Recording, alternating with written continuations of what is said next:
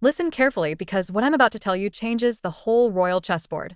By the end of this video, you're going to understand exactly why Prince Andrew suddenly agreed to leave his 30-room luxury fortress after fighting it for years, how King Charles is quietly reshaping the Windsor estate like it's a game of Monopoly, why Frogmore Cottage is back in the headlines, and, most importantly, what this all really means for Prince Harry and Meghan Markle watching from California. You're going to see the strategy, the symbolism, and the subtle royal payback behind this move. So stay locked in. Let's go. This is Royals Explored. Prince Andrew has finally blinked. After months of headlines, pressure, and what palace insiders literally called the Siege of Royal Lodge, the disgraced Duke of York has agreed to move out of the sprawling royal lodge he's occupied since 2003. That's over 2 decades of living on prime, fairy tale level royal land, and now it's over.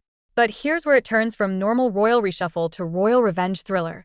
The place he's being lined up to move into is Frogmore Cottage, the exact home Harry and Meghan were forced to give up. The same Frogmore the late Queen personally gifted them in 2019. The same Frogmore they renovated, loved, and thought would be their UK base forever. Now it might go to Andrew. You can't tell me that doesn't feel intentional. Let's rewind and set the board. October 27th, reports break. Andrew has agreed to vacate Royal Lodge in Windsor Great Park. This is not some cute little cottage. This is a 30-room mansion, huge grounds, private, secluded, the kind of thing most working royals would kill for. He's lived there since 2003 on a sweetheart deal, an extended lease that reportedly runs until 2078, secured with around £8 million in renovations, and after that he pays what's called peppercorn rent. In normal human language, he pays almost nothing. For years, that was the problem. The UK public has been furious that a royal who stepped away from duties because of his connection to Jeffrey Epstein was still living like a top-tier senior royal. Then, the Times published parts of the lease. That made things worse. People were asking, why is a non-working, scandal-damaged prince getting to live like this while the palace is talking about slimming down the monarchy? That's when King Charles stepped in. This wasn't random. This has been building. Charles has wanted Andrew out of Royal Lodge for over a year. Not because there was no space, but because optics matter. You cannot preach accountability while your brother is sitting in a mansion bigger than the homes of the people actually doing the work. But Andrew dug in. He used the lease.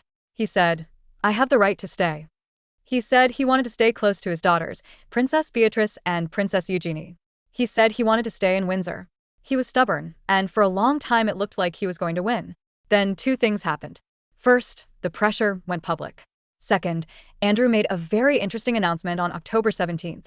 He said he would no longer use his royal title or honors because ongoing accusations against him distract from the king's work. That wasn't just a statement. That was an offering. That was him saying, fine, I'll cooperate. And now we see what cooperation looks like. Here's the new proposed setup, according to royal insiders. Andrew moves out of Royal Lodge. Frogmore Cottage, the former Sussex home, goes to him. Sarah Ferguson, his ex-wife who has been living with him at Royal Lodge even though they divorced in 1996, does not move in with him. Why? Because Frogmore is too small for both of them. Frogmore was designed for a young family, not 2 separated adults trying to live parallel lives. So, the plan is Sarah goes to Adelaide Cottage. And this is where it gets spicy.